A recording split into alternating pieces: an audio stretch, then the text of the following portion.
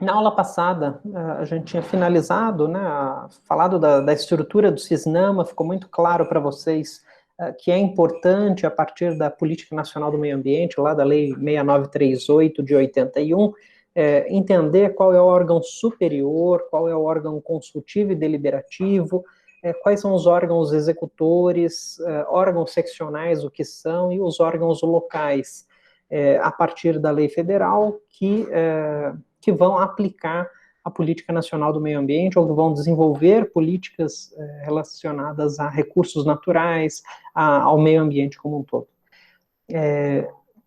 Hoje, a gente continua na Lei 6938, então nós continuamos na Política Nacional do Meio Ambiente e a gente passa a estudar quais são os instrumentos que compõem essa política. Lei 6938, artigo 9º, que está lá no artigo 9º, é o que nós veremos hoje, são os instrumentos da Política Nacional do Meio Ambiente. Então, abram lá, artigo 9º, vejam que ele inicia lá o estabelecimento de padrões de qualidade ambiental. Esse estabelecimento de padrões, nós veremos que quem realiza é o Conselho Nacional do Meio Ambiente.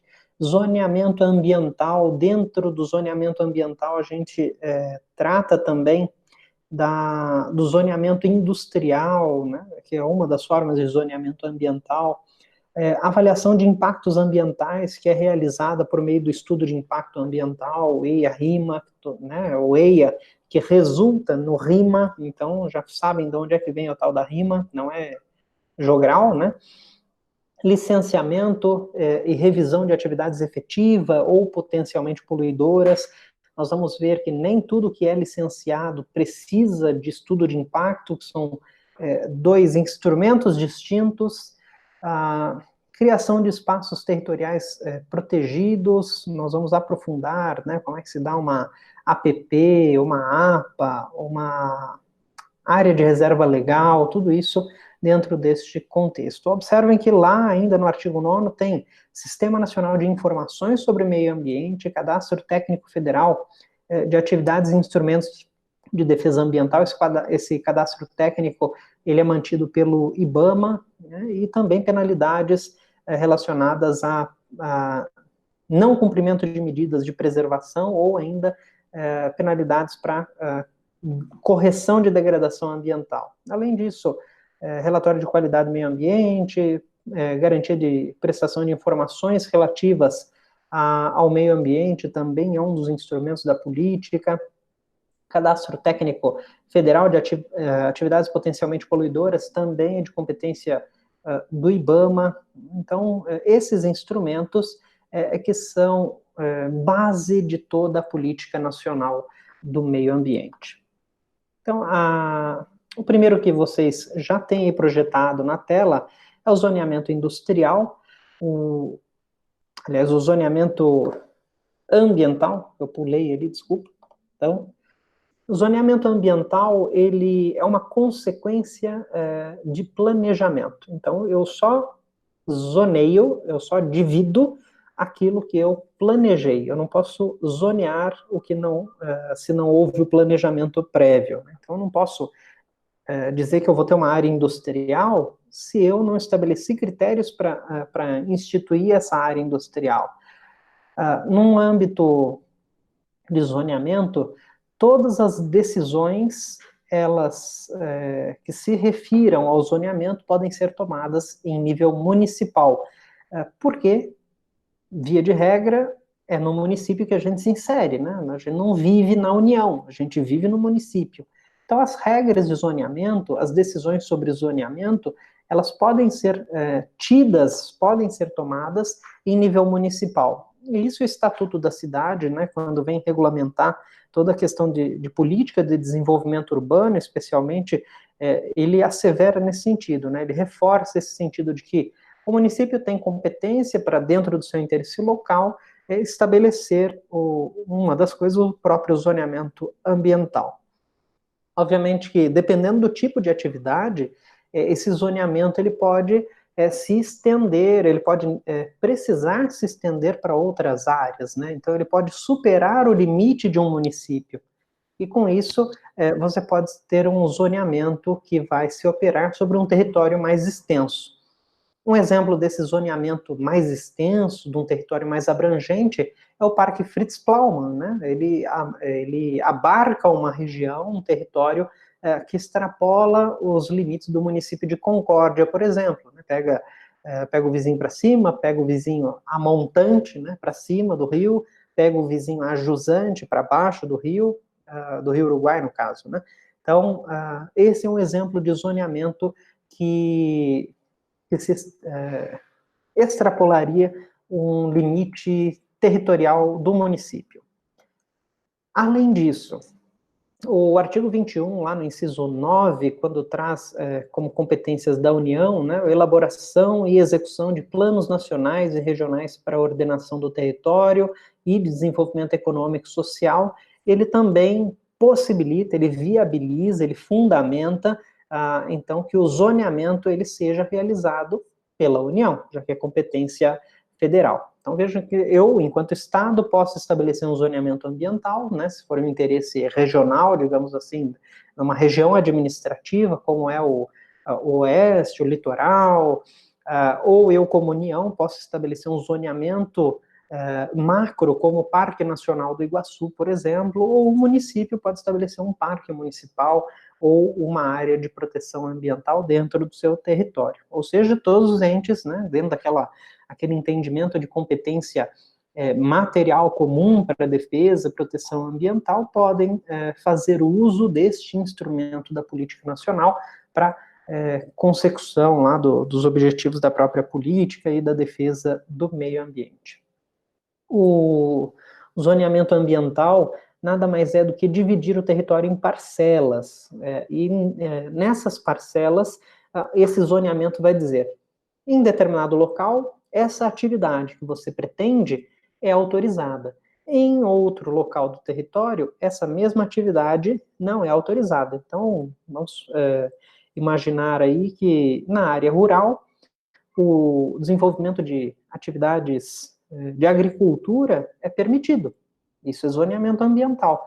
No centro, nós não podemos exercer atividade de agricultura. Assim como, né, criação de animais. Isso tem no plano diretor do município, ou tem na legislação de postura do município, ou no Código de Vigilância Sanitária do município, né, no Código Sanitário Municipal, ou no Código Sanitário Estadual. E são exemplos de instrumentos, né, do instrumento zoneamento ambiental dividido em diversos aspectos. Eu pego uma atividade, então, e digo, nessa parte, nessa porçãozinha aqui do meu território, eu posso desempenhar essa atividade.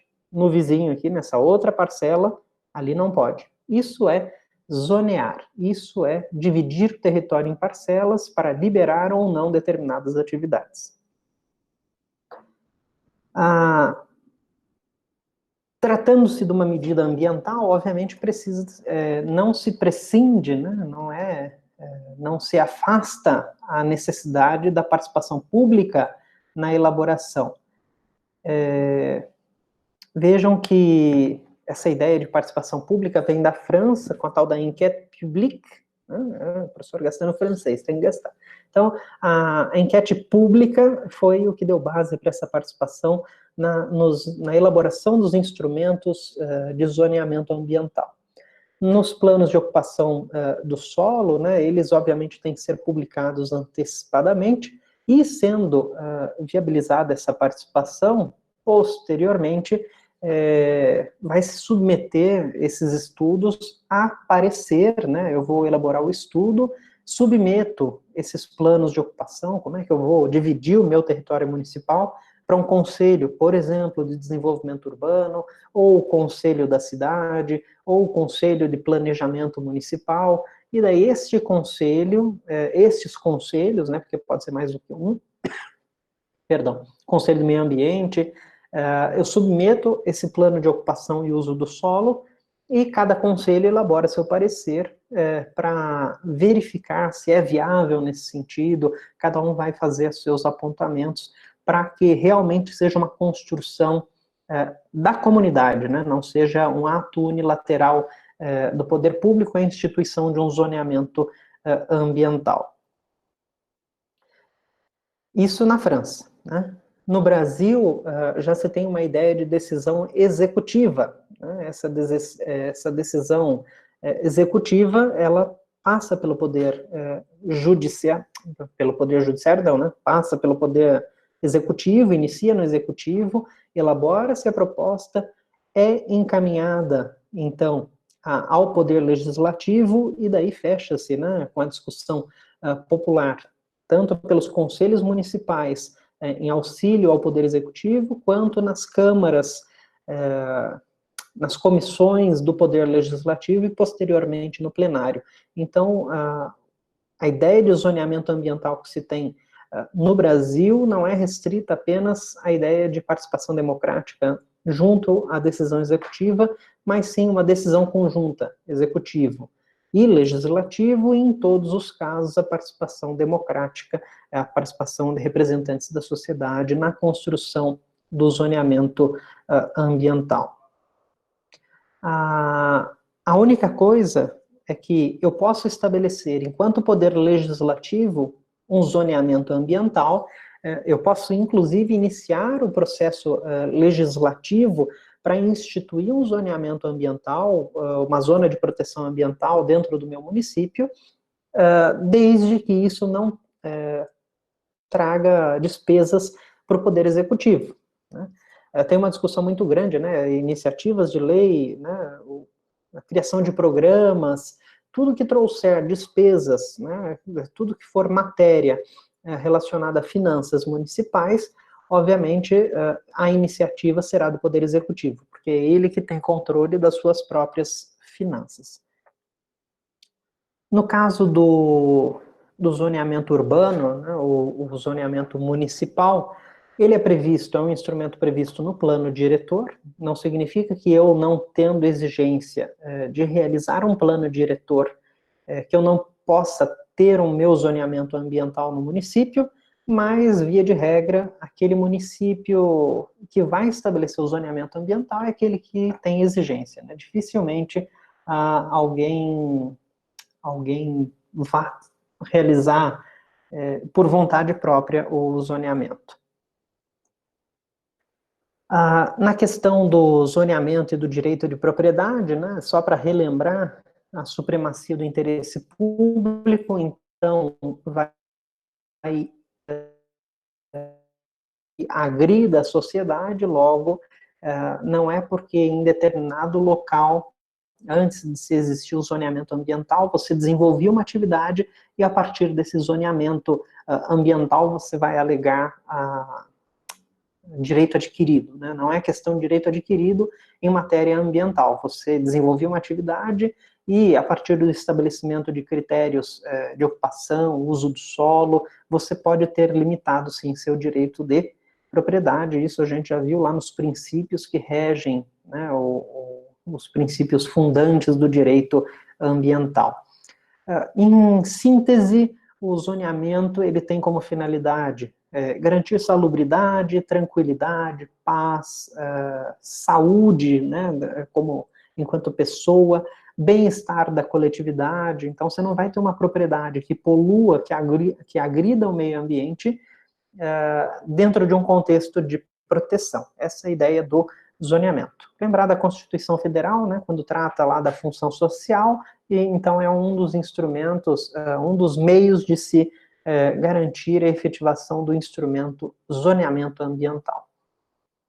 Dentro desse zoneamento ambiental, a gente pode destacar o zoneamento industrial. O zoneamento industrial ele foi previsto numa lei 6803, lá da década de 80.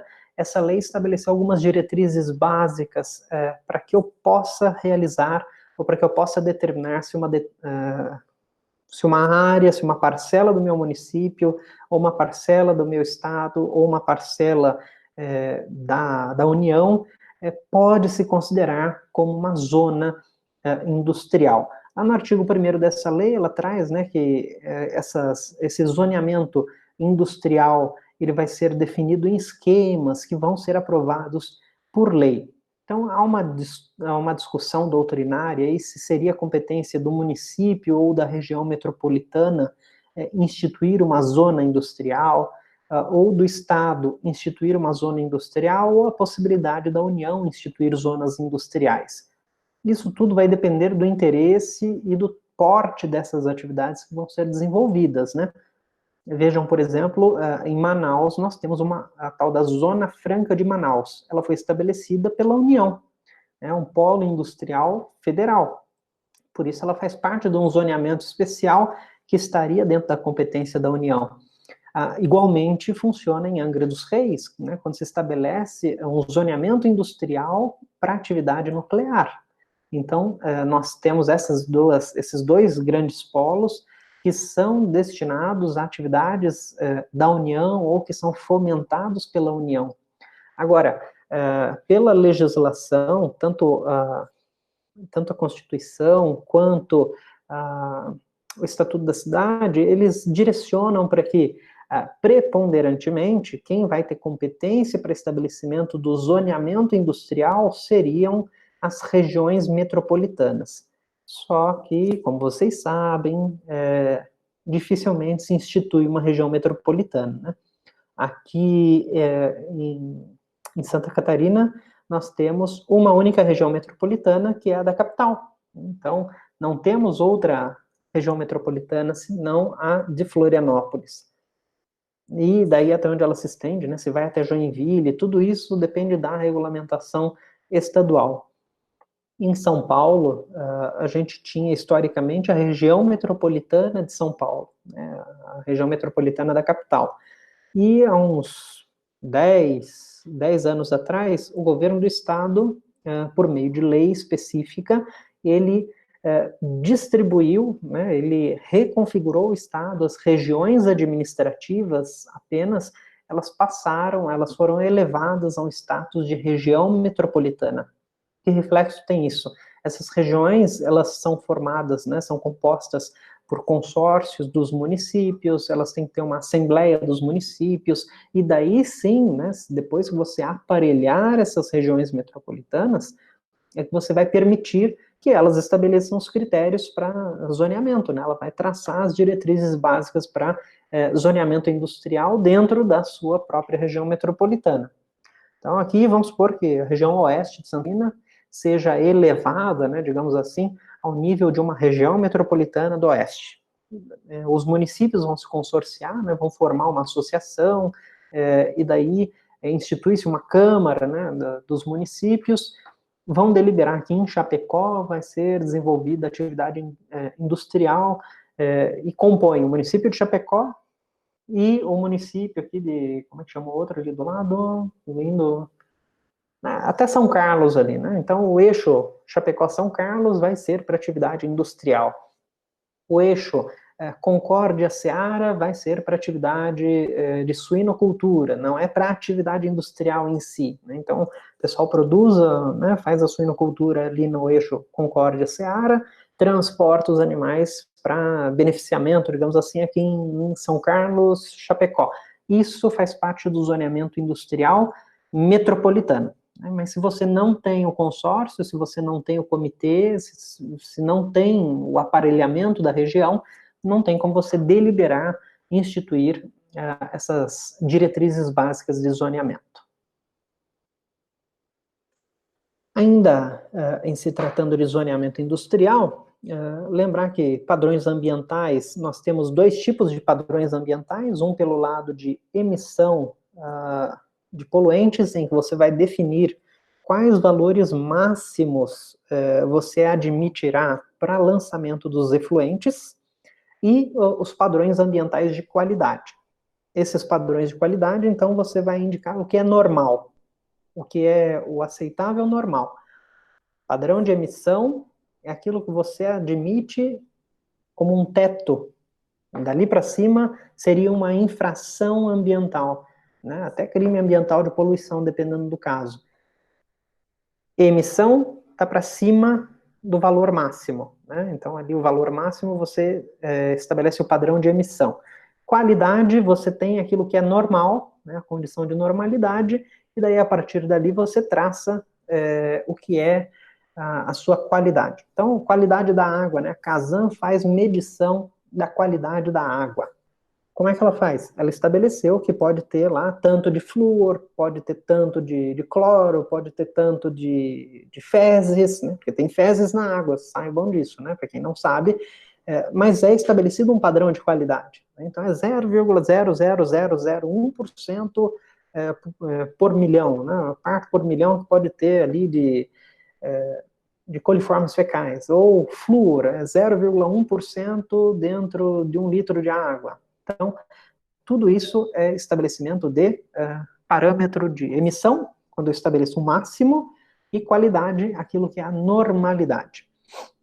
Não há parâmetros concretos que são fixados em lei. Quem vai estabelecer esses parâmetros, esses padrões de qualidade e de emissão ambientais, pode ser a própria legislação municipal, a própria legislação que estabelece o zoneamento, ou uma legislação específica para estabelecimento desses padrões, mas quando você vai estabelecer o seu padrão, você se remete a aos padrões de organizações internacionais, obviamente consideradas as peculiaridades regionais, né? Então, o que é aceitável para a qualidade da água aqui em Santa Catarina, na região oeste, não é o mesmo padrão de qualidade que talvez é aceito no litoral. Assim como o padrão que é aceito aqui em Santa Catarina pode não ser o mesmo do Paraná ou do Rio Grande do Sul. Só que esses parâmetros, esses padrões, eles são muito similares, se não são idênticos. Tá? Pode ser igual, mas se não for igual, vai ser ali muito próximo, porque tanto Paraná, quanto Santa Catarina, quanto dentro do próprio estado, a gente se remete a padrões internacionais, a regras internacionais. No caso do zoneamento, nós podemos dizer que há três classificações, três divisões do zoneamento industrial. Nós temos uma zona de uso estritamente industrial, uma zona de uso predominantemente industrial e uma zona de uso diversificado. Na primeira, né, uma zona de uso estritamente industrial, ali você vai ter só indústrias, por isso que ela é estritamente industrial, né, bem claro, zona de uso estritamente industrial. É para estabelecimentos industriais, e nesses casos, tudo que for derivado da atividade industrial, você submete ao tratamento. Então, o que é efluente, digamos assim, o que é resíduo, o que é vibração daquela atividade, você trata da melhor forma possível, e mesmo assim, depois de adotadas essas medidas, né, de controle, e daí você observa que a atividade, a presença humana ali para conviver com aquela atividade não se justificaria, não seria possível, né? Você ainda assim entende que há perigo. Vamos traduzir o que seria uma zona de uso industrial. Vocês entendem que alguém poderia morar do lado da barragem da Vale, aquela que se rompeu em Mariana? Quem quer chutar? Moreto tá por aí? Alguém? A Valéria? A Valéria não. Não. Então, na região de uma mina, nós vamos ter uma atividade específica de mineração. Não vai se admitir a presença de um humano ali, né, de uma população, para residir do lado daquela atividade. Você vai ter atividade de exploração, né, de exploração, não, uma atividade de explosão, digamos assim, né? Você vai explodir para tentar localizar a mina em si, ou aprofundar a mina que já existe. Imagina eu morar do lado, 8 horas da manhã, estão lá, explodindo dinamite. Né?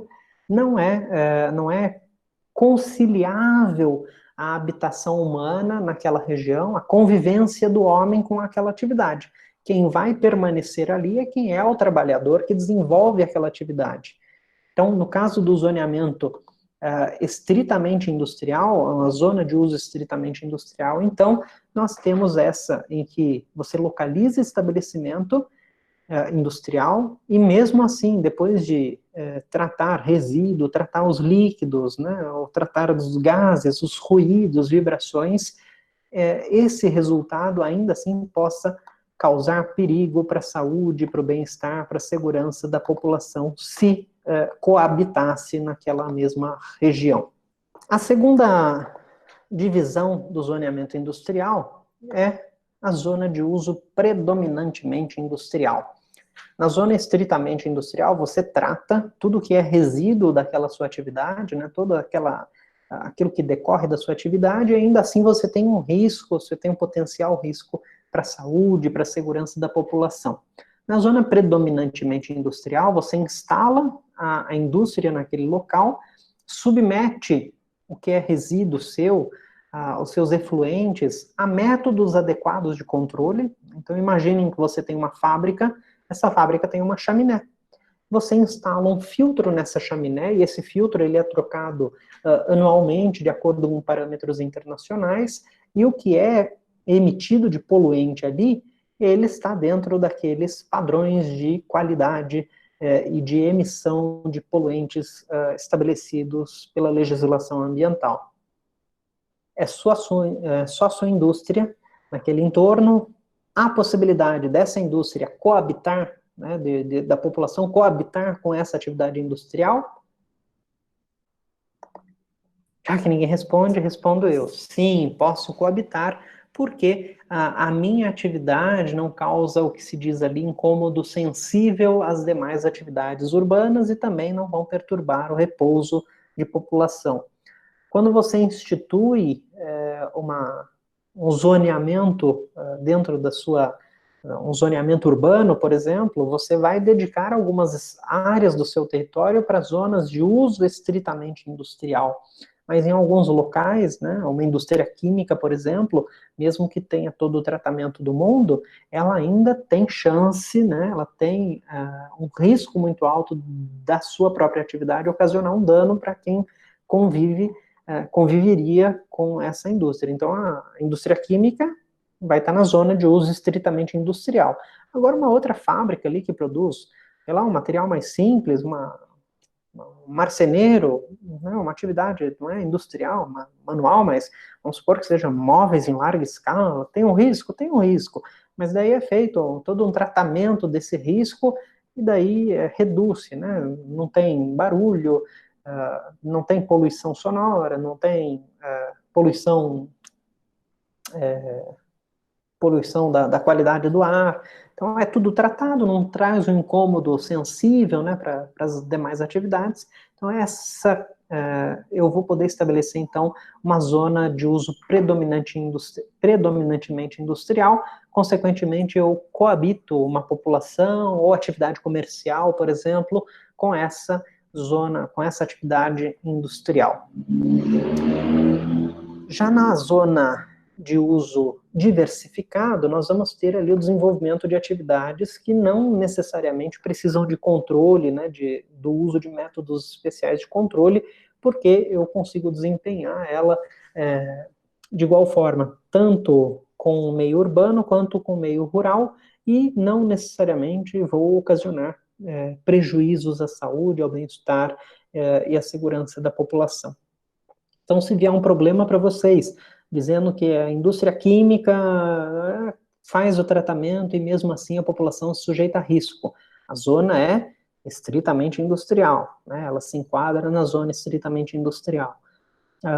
A indústria faz o tratamento dos seus resíduos e não ocasiona sensível prejuízo para a população, zona predominantemente industrial. A atividade é desenvolvida sem nenhum tipo de controle e é compatível com o meio urbano. Zona de uso diversificado. Além dessas zonas que são industriais, essas três, nós ainda temos as zonas de reserva ambiental. Elas têm legislação específica, né? Não é relacionada diretamente com o zoneamento industrial, mas que se compõe nessa questão de zoneamento ambiental. A zona de reserva ambiental, ela foi criada em 81 pela Lei 6902, lei federal também, destinada às áreas de proteção ambiental, a tal das APAs, né? E nessas áreas você vai limitar ou vai vedar a implantação ou funcionamento de atividade industrial. Por quê? Você tem um ecossistema ali que você precisa preservar, dependendo do tipo de atividade. Você até pode desenvolver, então, numa APA, por exemplo, você pode ter uma residência, você pode ter uma quadra de esporte, dependendo do tipo de área de preservação ambiental, mas uma indústria, por exemplo, se tiver um vazamento, vai cair num manancial e aí você tem a perda daqueles motivos que ensejaram a instituição naquela área, daquele zoneamento ambiental. Então, a zona de reserva ambiental, normalmente associada às áreas de preservação ambiental, elas têm esse condão de vedar ou limitar a instituição ou o desenvolvimento de algumas atividades, especialmente industriais, mas não só industriais, né? Terraplanagem ali, como está elencado, né? Atividades que podem provocar erosão, assoreamento, atividades que podem extinguir espécies raras lá de determinada biota, né, de determinado ecossistema regional. Isso tudo é zoneamento ambiental / zoneamento industrial. Então, dando continuidade, outro instrumento previsto lá na Política Nacional do Meio Ambiente é o estudo prévio de impacto ambiental. Se vocês pegarem a Política Nacional do Meio Ambiente, voltem lá no artigo 9º, artigo 9º ele fala de avaliação de impacto ambiental. Como é que eu faço a avaliação de impacto ambiental? Eu faço a avaliação por meio do estudo prévio de impacto ambiental. Lembrar que o prévio, a ideia, a doutrina tratava como estudo de impacto ambiental, o EIA, e a Constituição é que botou o prévio ali no meio, né? Então chame de EIA, não tem problema, só lembrar que tem o prévio. Se alguém perguntar, se tiver que escrever um dia, estudo prévio de impacto ambiental, porque a Constituição diz que é prévio. O estudo, então o EIA, daqui para frente, né, vamos abreviar, o EIA é o que ele faz, é um instrumento que vai realizar essa avaliação de impacto. Impacto é todo e qualquer efeito de uma atividade sobre determinado meio ambiente. O fundamento do estudo de impacto a gente já viu lá atrás, né? Está na Declaração Rio, ou a Declaração da ECO 92, lá no princípio 17, mas desde 88 a gente já tinha um instrumento, querendo ou não, nesse mesmo sentido, lá da Política Nacional do Meio Ambiente, ou lá de Estocolmo, quando tratava da responsabilidade pela preservação ambiental. Em 88, então, portanto, antes do princípio 17, lá da ECO 92, toda obra de médio e grande porte que fosse executada com recursos federais, ela precisava considerar os efeitos de caráter ambiental. Então, ambiental de forma macro. O decreto ali, ele tratava de cultural e social, mas a gente já sabe que cultural está dentro do que é ambiental. Então, em 88, eu já era obrigado a fazer algum tipo de estudo, algum tipo de análise de que reflexos a minha obra federal, ou minha obra do município com recurso federal, ou minha obra do estado com recurso federal, se ela fosse de médio ou grande porte, eu vou construir um hospital, vou construir um viaduto, precisava levar em consideração os reflexos ambientais dessa obra.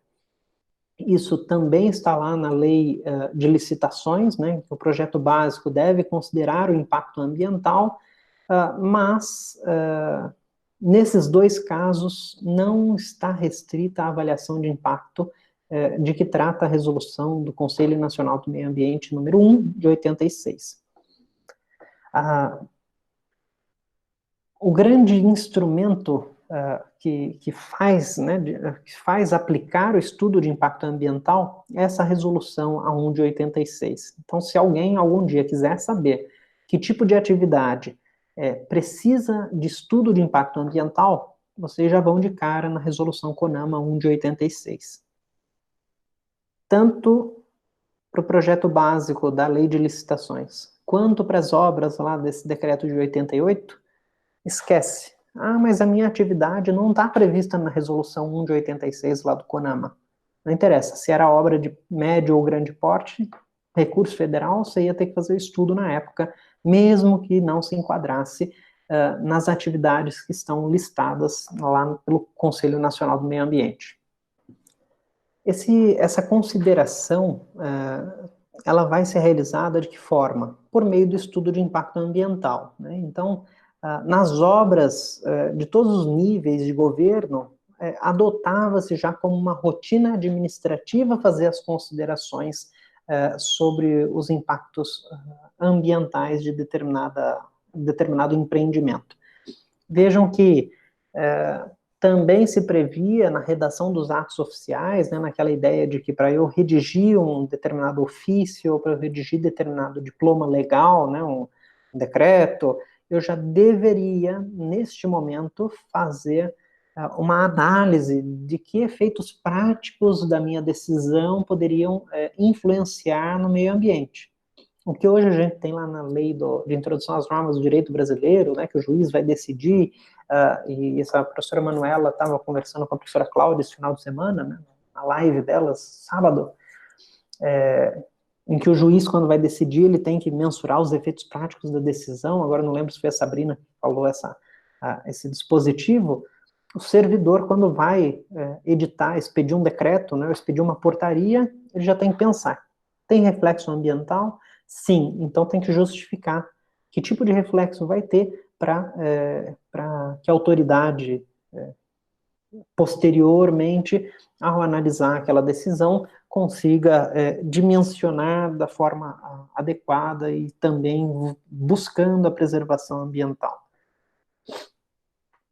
No caso dos órgãos financiadores, Caixa Econômica, Banco do Brasil, especialmente os financiadores públicos, né, mas aqueles que recebem, o BNDES, tem um dispositivo específico que fala que entidades governamentais de financiamento, elas condicionam a concessão dos seus investimentos, dos seus incentivos, à comprovação de que a atividade foi devidamente licenciada.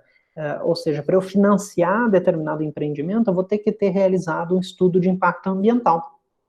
Mesmo, né, que não esteja dentro da atividade, mas eu preciso submeter ao crivo aí desse estudo de impacto lá para o órgão de financiador, para que daí ele sim possa liberar o recurso.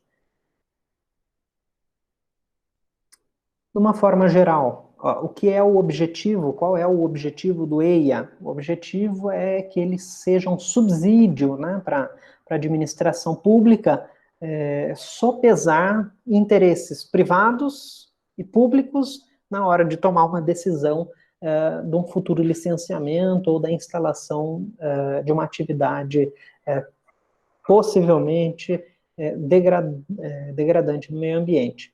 Nessa base de informações, né, a partir do estudo, a gente faz considerações ambientais, lá no princípio da ubiquidade. Então, a gente vai fazer a ponderação aqui, no estudo de impacto ambiental, ponderação entre o que é a conservação ambiental, né, até que limite aquela atividade vai ser prejudicial para o meio ambiente, e até que ponto haverá vantagem econômica ou vantagem social da instalação daquele empreendimento na minha região. No caso do estudo de impacto ambiental, é um procedimento público, né, o estudo é realizado pelo particular, mas ele é entregue, o objetivo dele é ser entregue para o poder público avaliar. Então, precisa-se de intervenção obrigatoriamente pelo órgão ambiental, né? Não vai ser engavetado simplesmente no órgão de planejamento, sem que o órgão ambiental realize a competente análise do estudo de impacto ambiental. Quem estabelece as normas em caráter geral é o Conselho Nacional do Meio Ambiente. A gente já viu isso no artigo 8º, inciso 1º da Política Nacional do Meio Ambiente. Então, o CONAMA é o órgão consultivo e deliberativo. Sendo deliberativo, é ele que expede as normas de caráter geral de proteção ambiental. Trata-se de uma norma específica, o estudo de impacto ambiental, aquela resolução número 1 de 86 do CONAMA, é uma norma específica. Se ela é norma específica, ela tem aplicação imediata para os órgãos federais.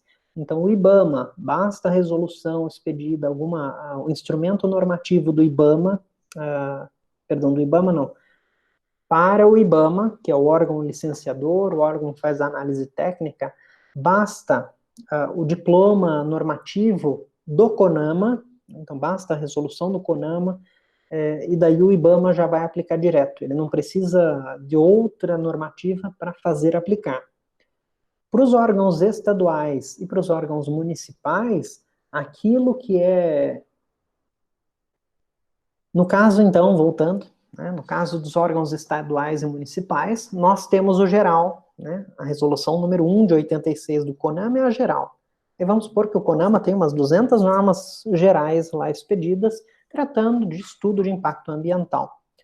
Eu, no município, me remeto a essas normas, me reporto a essas normas gerais, mas, dadas as peculiaridades do que é meu interesse local, eu posso incorporar, né, as normas, traço um paralelo, né, não desrespeito o que é federal, mas incluo o que é peculiaridade municipal. Né? Norma específica é aplicação imediata, norma geral, eu até posso aplicar imediatamente, mas se eu precisar, eu posso legislar para suplementar essa mesma norma. Lembrar que estabelecimento de normas é diferente de licenciar, né? Acabei de mencionar, o CONAMA estabelece a norma. Quem licencia ou quem faz a análise do estudo de impacto ambiental em nível federal é o IBAMA. Aqui tem alguns exemplos de atividades que dependem de estudo de impacto ambiental.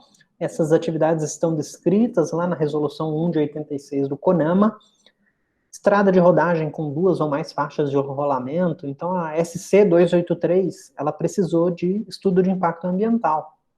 Ferrovia, portos, aeroportos, oleoduto precisa, linha de transmissão de energia elétrica acima de 230 kilovolts, né, porque não é quilowatt, é kilovolt ali.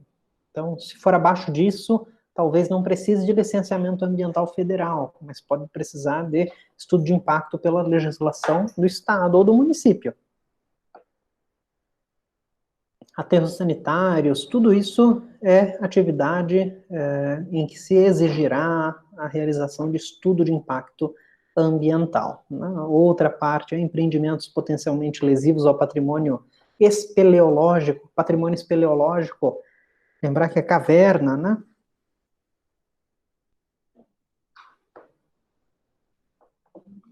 Na resolução número 1 de 86, lá do CONAMA, tem uma pequena diferença. Se vocês pegarem o texto dela, ela vai tratar aí como um mínimo, atividades tais como, né? Deixa eu ver se tem ali, ó. Aqui, ó. Então, tá aqui, ó, tais como. Esse tais como ali, se tem o tais como, esse rol de atividades aqui que exigem o estudo de impacto ambiental, ele é exemplificativo, não é rol taxativo. Então, eu, enquanto administração pública, posso exigir para outras atividades que se realize estudo de impacto ambiental, mesmo que a resolução número 1 de 86 do CONAMA não trate. Porque o que está ali é mínimo. E vejam vocês, o pessoal costuma dizer assim, não, mas a legislação ambiental brasileira, ela é muito restritiva, ela impede o desenvolvimento. Tem ali o Brasil versus EIA da Europa. Por quê? Porque na Europa, se o pessoal acha que aqui é muito exigente, né, se é exigida a realização do estudo de impacto ambiental para muitas atividades, que são essas aí da resolução 1 de 86, na Europa o rol é muito maior e também é exemplificativo. Né? Então, se lá o pessoal acha que aqui já é pior, na Europa o negócio é mais feio ainda, exige-se muito mais do empreendedor. Então, vejam que quem realiza o estudo é quem tem o interesse em desenvolver a atividade, não é o órgão público. Você submete o seu estudo para o órgão público. Quem realiza o estudo é o empreendedor. Então, o ônus não é do órgão ambiental, o ônus é do empreendedor.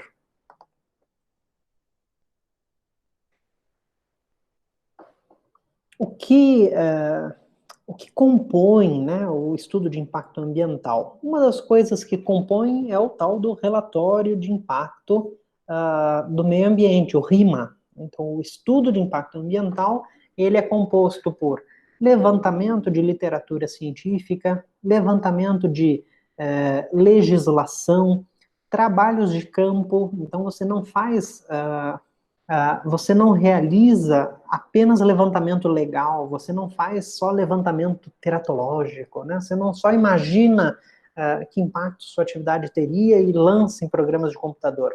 Você lança em programas de computador, você faz análises com estudos comparados, mas também tem que ir a campo, tem que fazer coleta de dados, tem que fazer análise laboratorial, se tiver... E nós vamos encher o Lajeado São José hoje, gente. Vai acabar com o problema de água em Chapecó, pelo jeito que está aqui.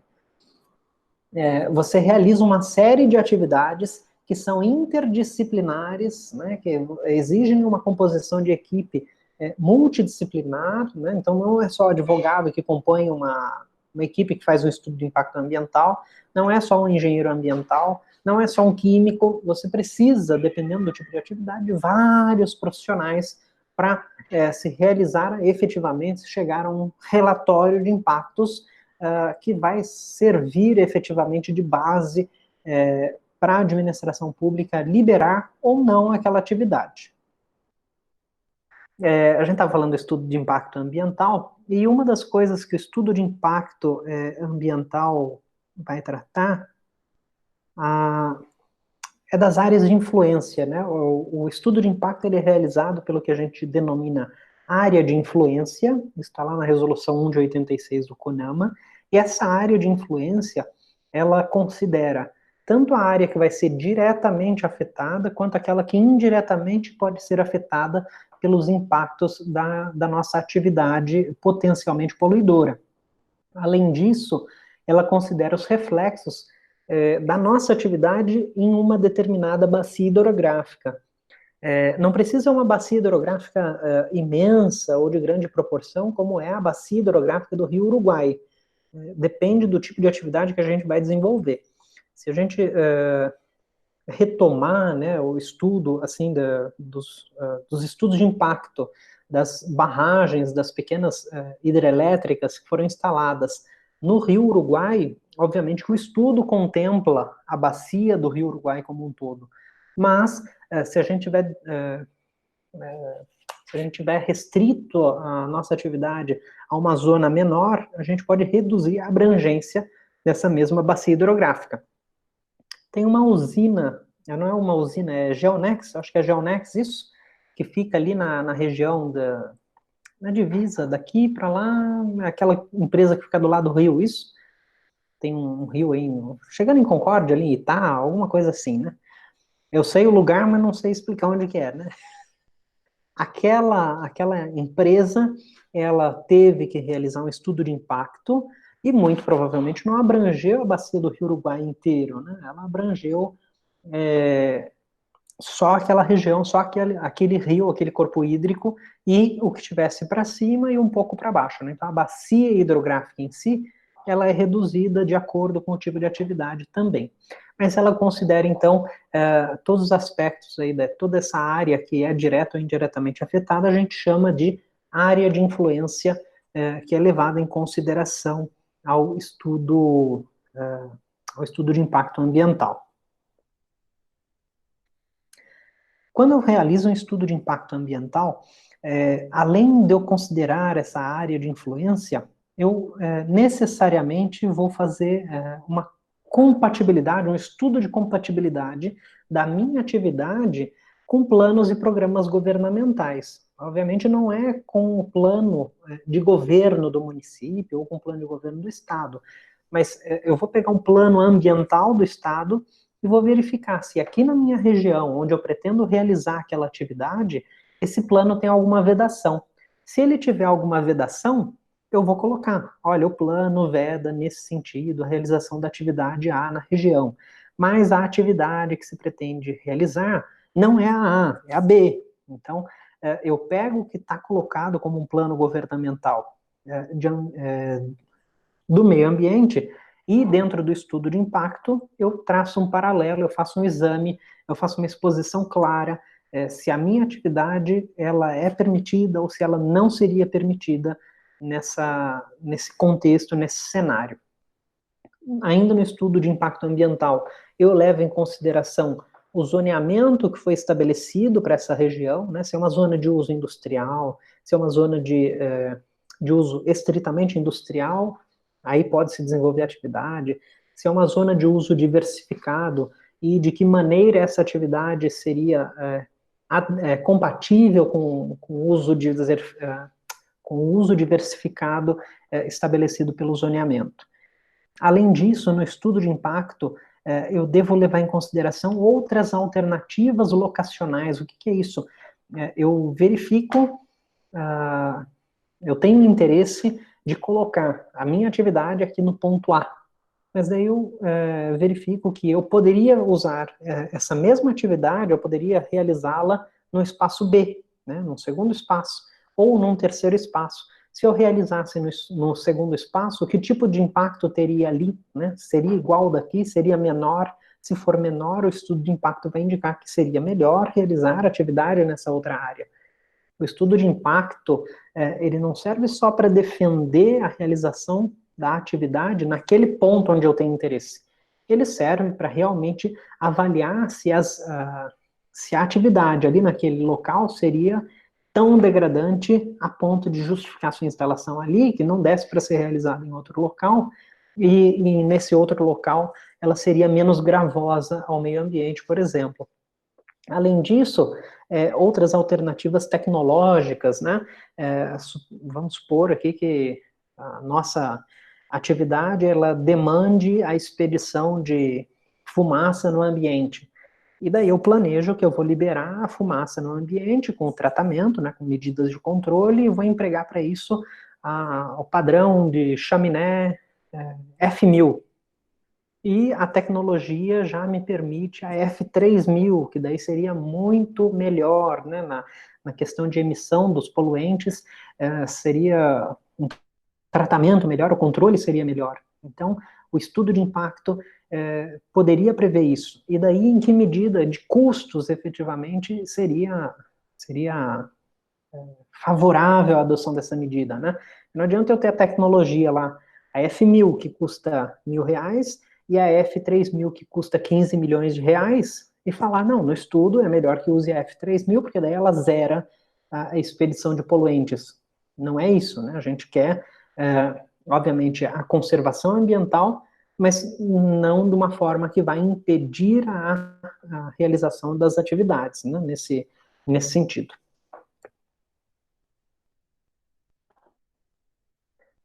Além disso, no estudo de impacto, a gente deve fazer constar uma descrição inicial do local, né, como é que se encontra hoje, como é que se almeja, né, o que se almeja depois do início das atividades, identificar e avaliar os impactos ambientais que são esperados.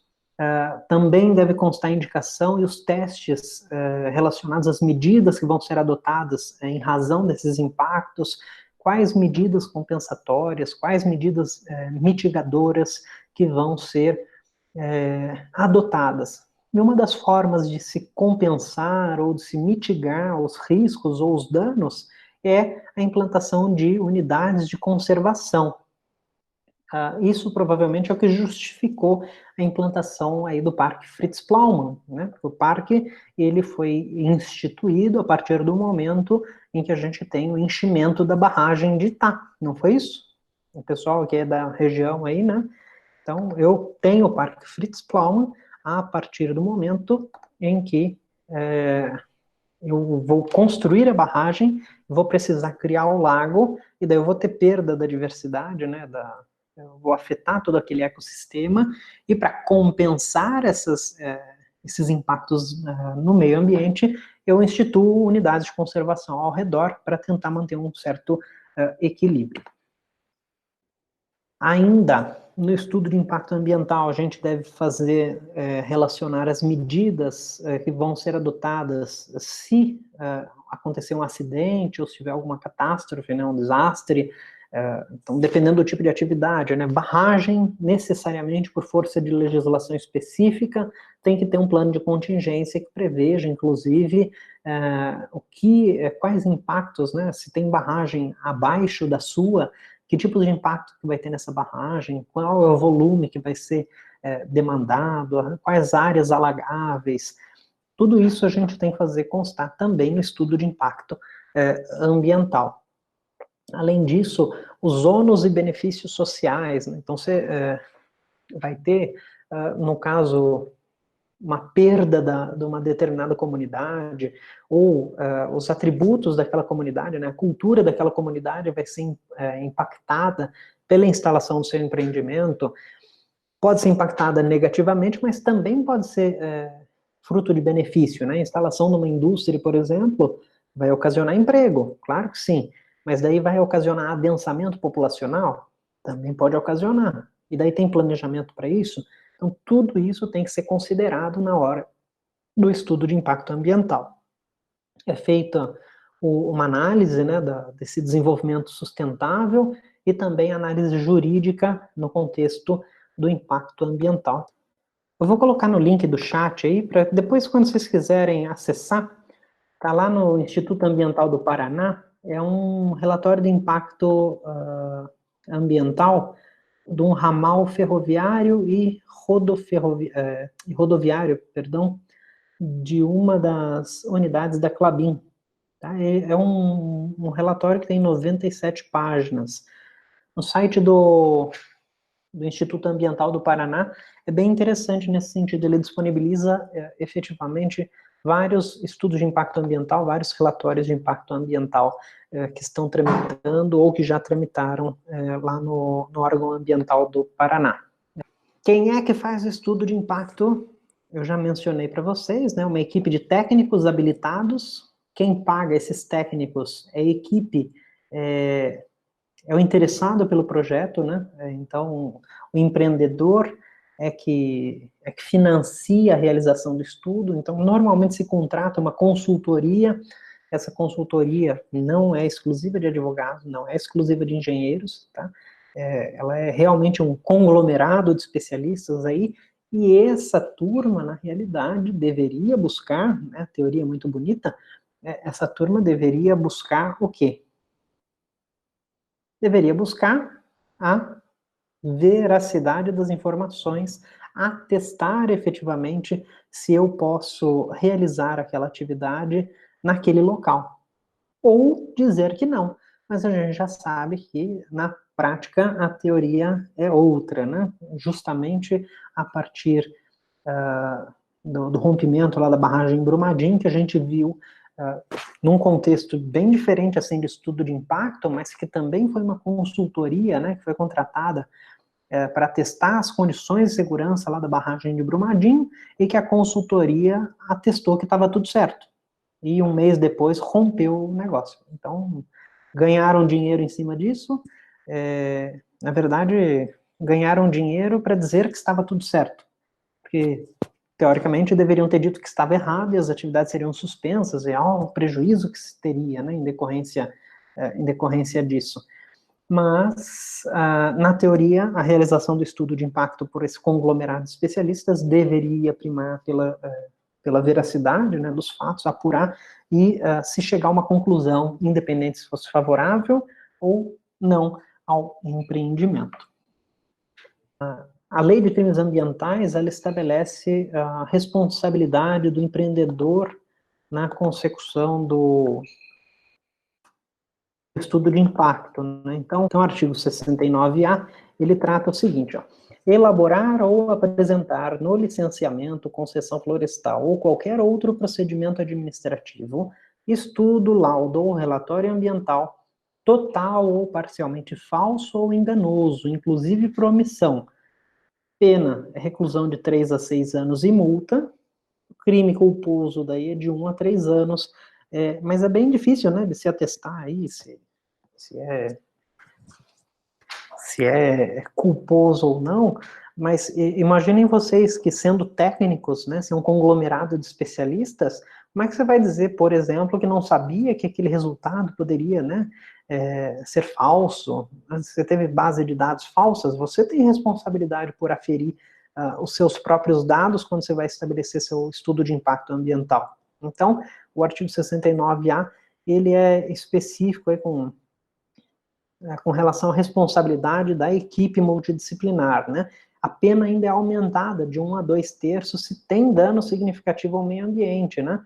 Em decorrência dessa informação falsa, incompleta ou enganosa. Então, né, voltando lá para Brumadinho, nós temos um procedimento administrativo que exigia a realização de um laudo pericial para atestar a segurança da barragem, né, num momento diferente, mas que a gente também poderia aplicar esse artigo 69A ainda com o agravante do parágrafo 2º, né, de dano significativo ao meio ambiente em decorrência dessa informação falsa.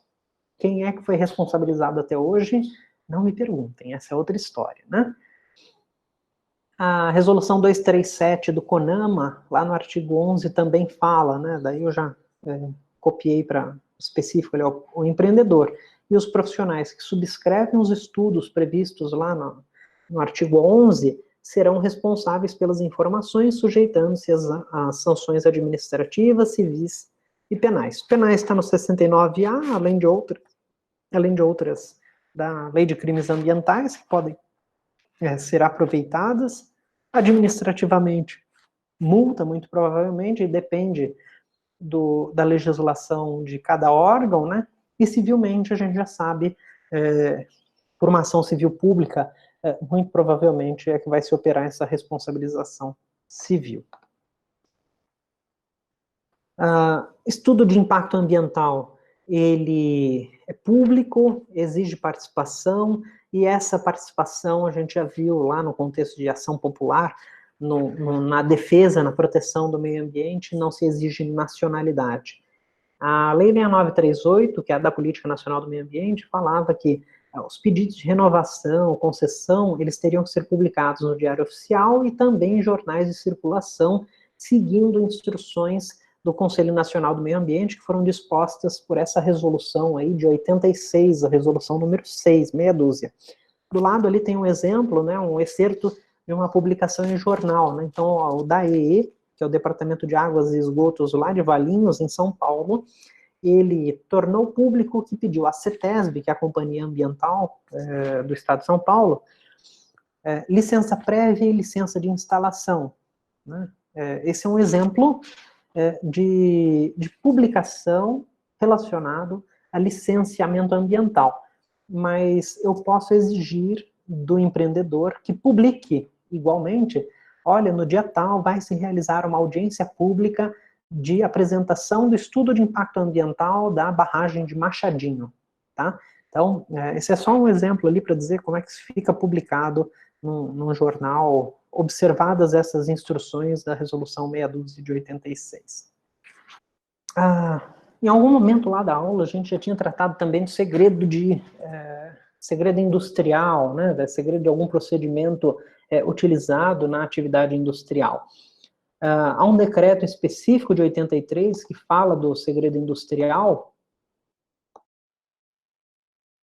Ele prevê, né, a proteção da propriedade industrial, patente, né, tudo isso que não for de acesso público. A única coisa que deve, a gente já viu, deve constar do estudo de impacto, e antes da divulgação, o empreendedor deve requerer para o órgão ambiental justificar que aquele procedimento, aquela determinada porção que fundamentou o estudo de impacto ambiental é sujeita a sigilo industrial.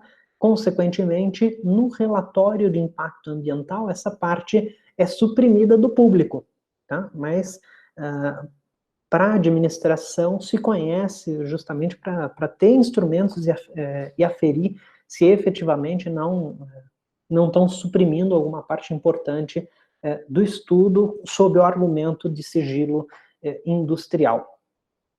Superada essa parte de sigilo da própria atividade industrial, O que não for sigiloso vai ser público e, como vocês já viram, né, o pessoal disponibiliza nos portais da internet. Sendo impresso, o que é impresso a gente já viu lá em direito administrativo, né, no processo administrativo, que o que for extraída cópia física, aí você ressarce o serviço prestado para o erário, né? Então você paga pelas cópias físicas que você obtiver. Agora, se for a mera reprodução, né, salvou no pendrive ou está disponibilizado na internet, qualquer pessoa pode acessar e daí não vai ter custo nenhum. Então, ainda no contexto de estudo de impacto ambiental, a possibilidade, né, sendo um procedimento de interesse da coletividade, há a possibilidade de que eu teça comentários. Né? Então, eu posso ter acesso a um estudo de impacto ambiental, que é realizado por uma consultoria daquele empreendedor, e eu, como cidadão, vou lá no órgão ambiental, olha, eu quero protocolar aqui o meu comentário sobre esse estudo que está tramitando aí perante você, IBAMA, perante você, Fundema, perante você, Fátima, IMA. Né? O órgão ambiental é que delimita um prazo para recebimento desses comentários. Agora, com a internet, tudo mais fácil, né? Pode-se receber por e-mail, né? Pode-se receber por protocolo eletrônico, o que o órgão ambiental deliberar, ele só fixa um prazo a partir do fechamento da entrega, né, do depósito do impacto ambiental, e daí qualquer pessoa pode apresentar esses comentários. Não tem uma forma prevista, né, aquele critério de formalidade do processo administrativo, aqui não tem, então se uma pessoa chegar e fizer um rascunho à mão, desde que seja legível, obviamente, tudo bem. Se for datilografado, né, vier na máquina de escrever, tudo bem. Se for digitado também, não tem problema, se vier por e-mail. Então, a forma em si independe. A única coisa é que tem que ser escrito. Então, vamos seguir. Tinha um prazo ali, né, aquele prazo de 30 dias, é uma regra posta, mas que não está escrita, tá?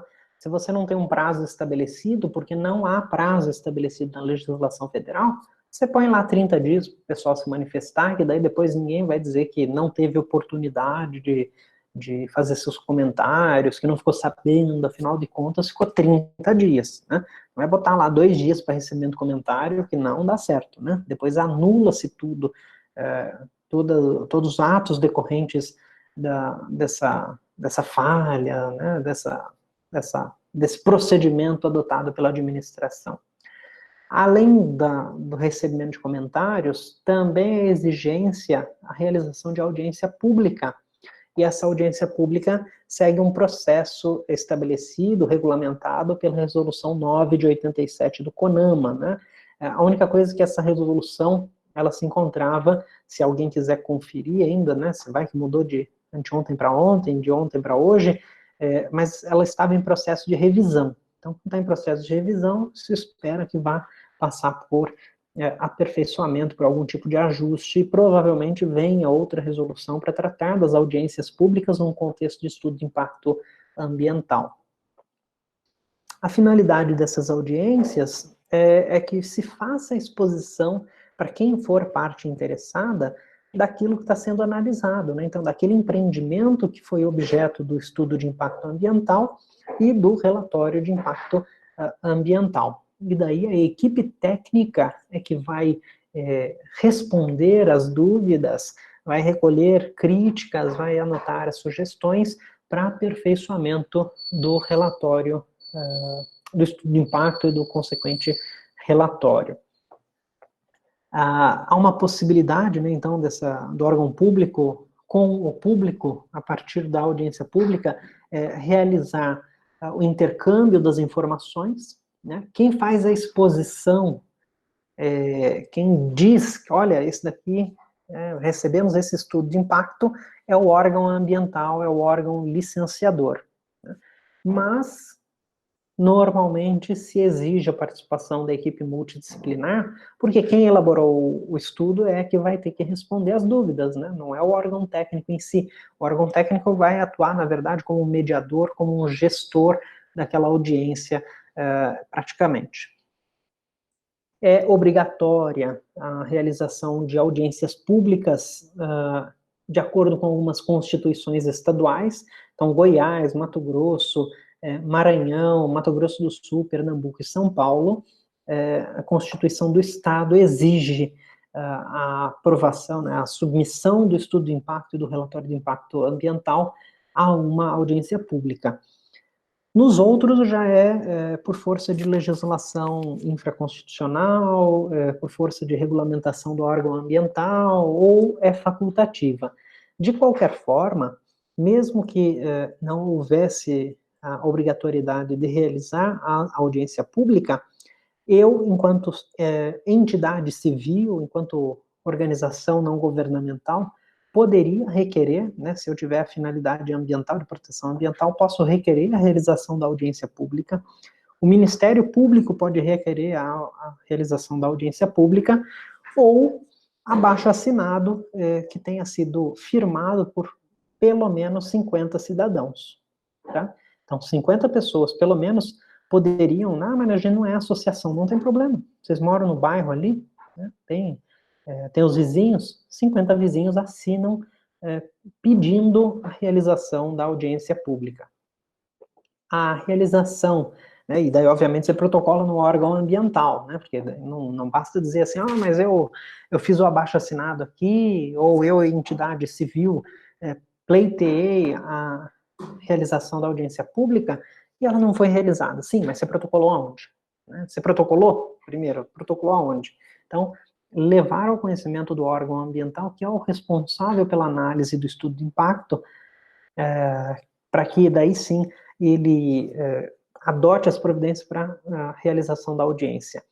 Se requerer a realização da audiência no prazo, na forma regulamentar, e ela não for realizada, e desse estudo de impacto ele servir para a expedição de uma licença ambiental, essa licença ela vai ser considerada como nula, né? Ela nunca existiu porque o procedimento é irregular.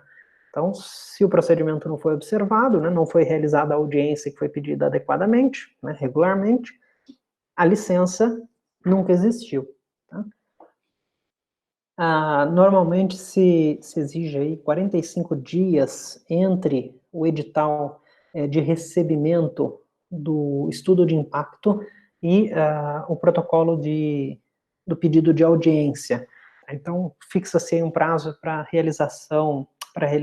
para protocolar, para requerer em 45 dias.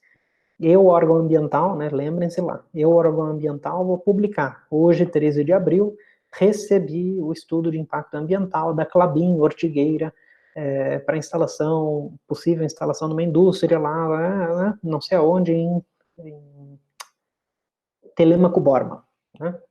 Publica hoje no Diário Oficial, e daí estabelece que 45 dias entre hoje, daqui a 45 dias, então lá no final de maio, mais ou menos, vai ser o prazo limite para alguém protocolar pedindo a realização de audiência pública. Isso se eu já não tiver me prontificado a realizar antes, claro.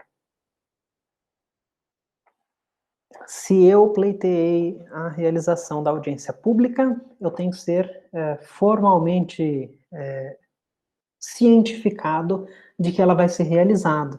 Quando será realizada, onde será realizada. E vejam que para eu definir o local onde eu vou realizar a audiência pública, eu preciso levar em conta onde é que o empreendimento vai se localizar geograficamente, né? Quem é que está no entorno dessa localização, qual é o tema que vai ser abordado.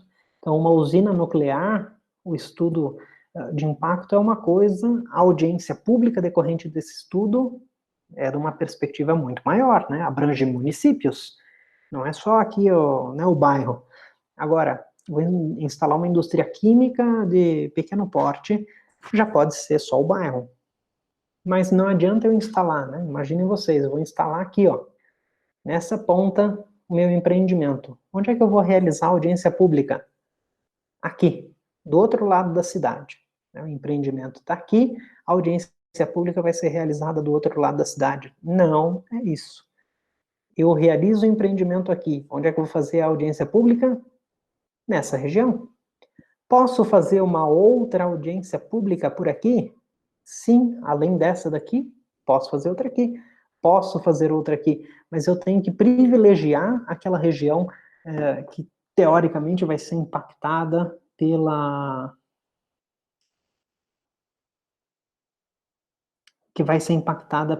atividade. Se eu fiz uma audiência pública, eu tenho que fazer uma ata dessa reunião.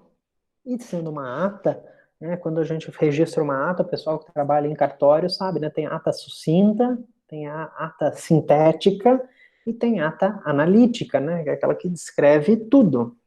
João respirou, dois pontos, abriu aspas, disse que na região do bairro dele não há empreendimento potencialmente poluidor e que a instalação da indústria química ali no bairro seria um prejuízo para todos os moradores. Fecha aspas.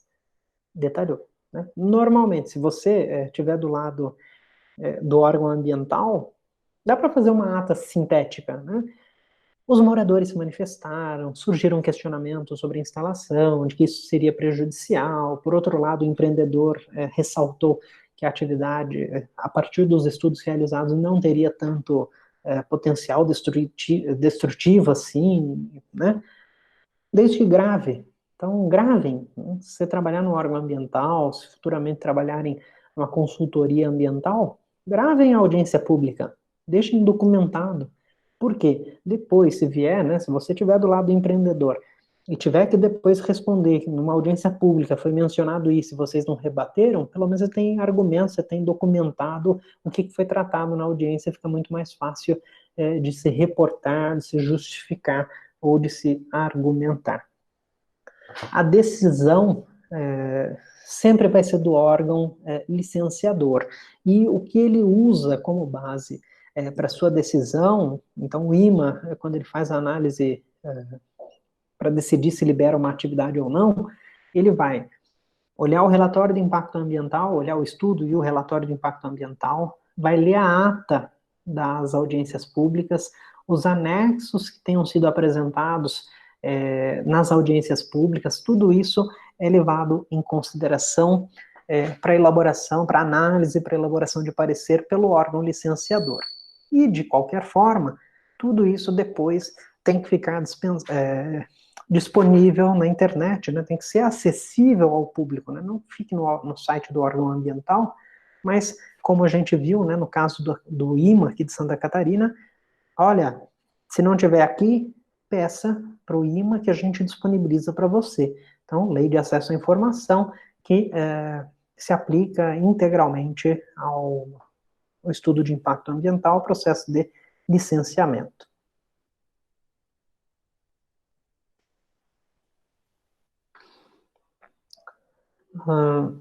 O estudo de impacto ambiental, ele pode, em concomitância com a realização do estudo, ter em benefício do empreendedor a expedição de uma licença prévia, e quando a gente estudar a licença prévia, o licenciamento ambiental mais adiante, vocês vão ver que, dentre as três formas, a licença prévia é aquela destinada à realização de estudo. Então, você já recebe, você já vai adiantando a sua atividade com a realização dos estudos. Então, você não precisa esperar o estudo para daí pedir a licença prévia, que é para fazer estudo. Você já recebe autorização para fazer as duas coisas concomitantemente. Tendo licença prévia, não significa que você vai ter licença para instalar sua atividade e para depois passar a operar. Simplesmente significa, olha, eu, órgão ambiental, estou ciente de que você pretende realizar determinada atividade naquele espaço, por isso estou te concedendo uma licença para fazer os estudos necessários para ver se é viável ou não o desempenho daquela atividade. Havendo necessidade de manifestação por parte de outros órgãos, não há um prazo específico, e daí a gente se socorre da Lei do Processo Administrativo Federal. Né? Se for órgão consultivo, tem um prazo máximo de 15 dias, se for vinculante, aí o processo suspende sem sem afastar a responsabilidade daquele que atrasou o processo, né, a tomada de decisões pelo órgão ou pelo administrado aí de 5 dias o prazo, né, tudo isso que vocês já estudaram na Lei do Processo Administrativo Federal. Da decisão, tem o prazo para manifestação, né, e havendo danos decorrentes da decisão administrativa, isso enseja a responsabilidade em sua forma objetiva, a responsabilidade civil. No caso da responsabilidade criminal, então a Lei 6938, lá no artigo 15, no parágrafo 2º, falou: o poluidor que expuser a perigo a incolumidade humana, animal, vegetal, estiver tornado mais grave situação de perigo existente, fica sujeito a pena de reclusão de 1 a 3 anos e multa. Daí tem uma multa de 100 a 1000 MBR. E o parágrafo 2º, incorre no mesmo crime a autoridade competente que deixar de promover as medidas tendentes a impedir a prática das condutas acima descritas. Então, eu realizo o estudo de impacto com a finalidade preventiva. Se eu sou autoridade ambiental e eu digo, não precisa fazer, né, o estudo, afasto o estudo de impacto, eu respondo com fundamento no parágrafo 2º lá do artigo 15 da Lei 6938. Ou se eu decido de forma contrária ao que está demonstrado no estudo, na ata da audiência pública, tudo mais, né, eu vou num sentido contrário e daí eu não justifico com base científica, com base técnica, eu também respondo criminalmente com fundamento no artigo 15, parágrafo 2º.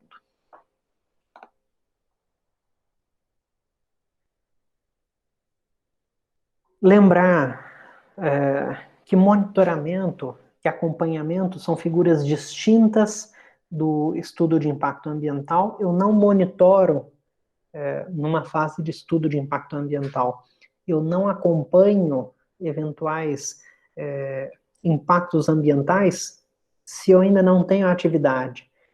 Eu faço análise pelo estudo de impacto ambiental antes, né, das condições se implementarem.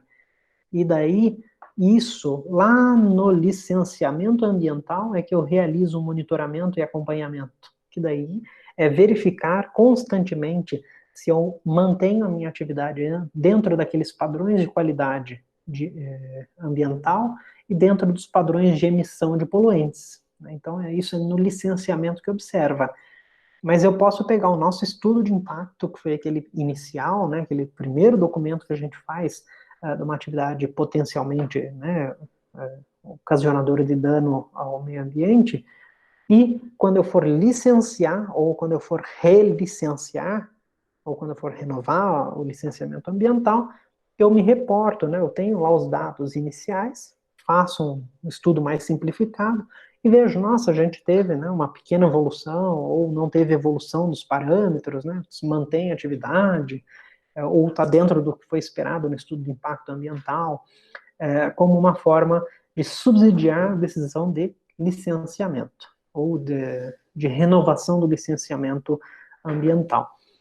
Monitoramento e acompanhamento também tem o sentido de viabilizar a adoção de medidas corretivas, né? Então, eu, para licenciar, tenho que ter adequado o meu empreendimento. A gente encerra por hoje, segunda que vem estamos de volta, né? Fiquem uma boa semana, façam uso de máscara, mesmo que doa a orelha, né? Final das contas, a gente vai estar com a orelhinha aqui e com a barriga cheia. Até segunda que vem.